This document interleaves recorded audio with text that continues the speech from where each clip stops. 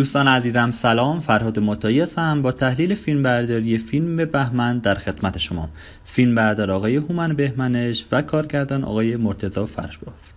بحثی که میخوام در مورد صحبت کنیم بحث میزان فضاهای منفی که توی تصویر وجود داره. اینجا ما یه تصویر سورئال میبینیم از این فضای برفی.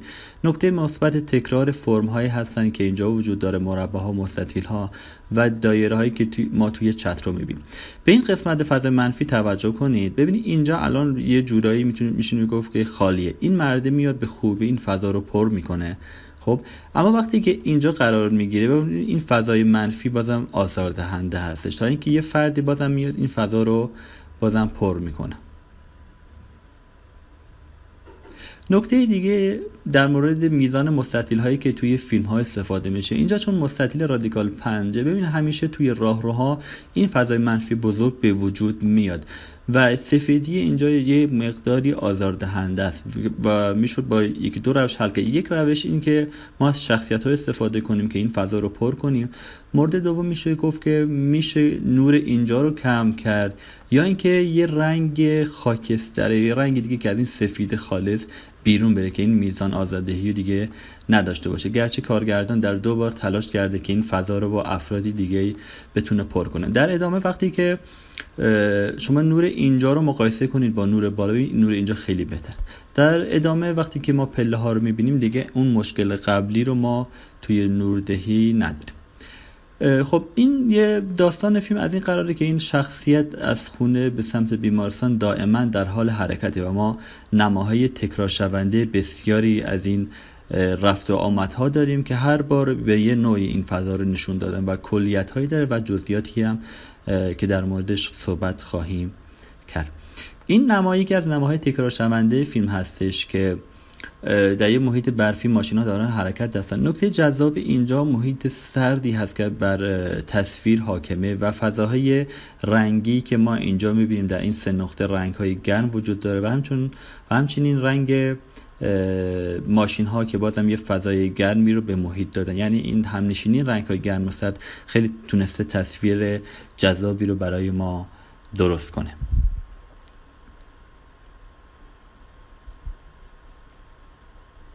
نکته بعدی اینجا در مورد فضای بالا سر شخصیت ها میخوایم صحبت کنیم. ببین اینا اینجا فضای بالا سر شخصیت ها مناسب تقریبا به نسبت این بازیگر اصلی تنظیم شده. خب خیلی هم خوبه، ولی ادامه رو ببینیم. وقتی که شخصیت اصلی از کادر بیرون میره ببینید این فضا میمونه. بازم این فضا آزاردهنده نیست. چرا؟ چون ما اینجا 2 تا نور بزرگ داریم که این 2 تا نور بازم تصویر رو جبران کردن. اما بازم ادامه رو ببینیم. مشکل وقتی که پیش میاد که این شخصیت تکون میخوره. ببینید الان این کادر خوبی نیست، این دیگه فاجعه شد. ببینید شما میتونید اینجا یک کات بخوره یا لول دوربین همزمان بیاد پایین و این اتفاق 3-4 بار رخ میده. ببینید این کادر قابل قبول نیست. نکته‌ای که میتونست بهتر باشه این که یا کات میشد یا لول دوربین پایین میومد یا این شخصیت زودتر میومد تو. ببین وقتی که شخصیت برمیگرده این درست میشه تقریبا فضا. و اینجا چون فرد قدش بلندتره یه اسلای کادر کوچولو رو ما اینجا میبینیم اگه به اینجا توجه کرده باشید. الان کادر درست شد. این از اون فضاهای تکرار شونده هستن که از اون محیط برفی که ما اول فیلم دیدیم و اینجا بازم تکرار شده، یا حیات خونه است یا حیات بیمارستان که دائما این فضاها تکرار میشه.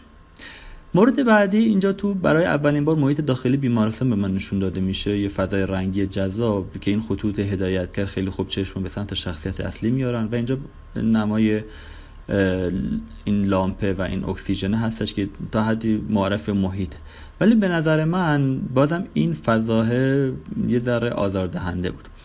نکته بعدی در مورد تقارن‌هایی هستن که خیلی تو فیلم استفاده شده. این تقارن‌ها دائما در فیلم می‌بینید که ترکیب بندی بسیار خوبی هم از آب در اومد.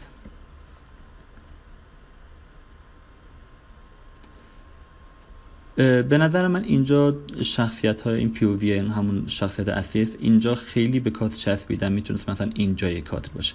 حالا همون نمای برعکس شخصیت رو می‌بینیم در پلان بعدی.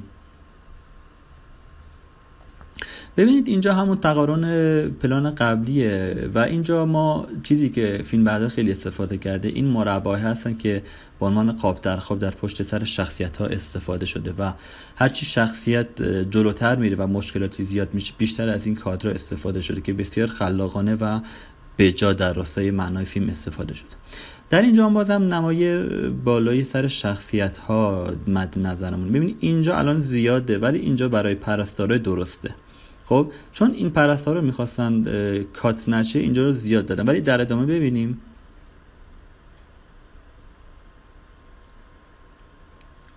این درست شد. درسته الان دیگه این درسته هم برای شخصیت هم برای اینجا. ولی این نکته‌ای که یه ذره آزاردهنده است وقتی که بازم بازیگر از کات بیرون میره. ببینید و بازم بیرونتر. ببینید این فضای این محیط تاری که ما میبینیم الان رو مانیتوره ولی روی پرده سینما این مقدار تاری اصلا جذاب نیست و میتونه به تصویر ما لطمه بزنه. و اما در ادامه نکته دیگه که هستش مسئله این که شخصیت وقتی به سمت دوتا بازیگر میره میتونست انتقال فوکوس انجام بشه ولی انتقال فوکوس انجام نشه و ما اینجا حدود 3 ثانیه کل تصویر رو به صورت تار میبینیم تا به اینجا ختم میشه که پلان خیلی هم زیباست. در اینجا شخصیت اصلی رو میبینیم که روی تخت دراز کشیده، ترکیب بندی به صورت مارپیچ لگاریتمیه که به این صورت چشم میچرخه و بر روی صورت بازیگر متمرکز میشه. نکته‌ای که هستش میتونه گفت که میتونه بهتر باشه که اینکه خیلی اینجا به کات چسبیده سرش و دستاش خیلی بد برش خورده. ادامه پلان رو ببینیم.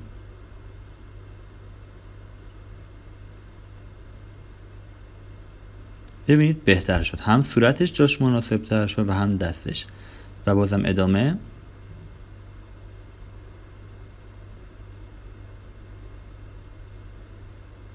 ببینید به نسبت اول پلان اینجا به نظر من خیلی تونست بهتر عمل کنه. حالا مقایسه کنیم با هم دیگه اینجا و اینجا. این به نسبت خیلی میتونه قابل قبول تر باشه، گرچه اینجا بالای کات برش خورده اما هیچ ایرادی نه چون تمرکز چشم میاد میچرخه و تمرکز روی صورت میمونه. خیلی ممنونم که این ویدیو رو نگاه کردید. نظرتون رو برام کامنت کنید و با دوستان خود به اشتراک بذارید.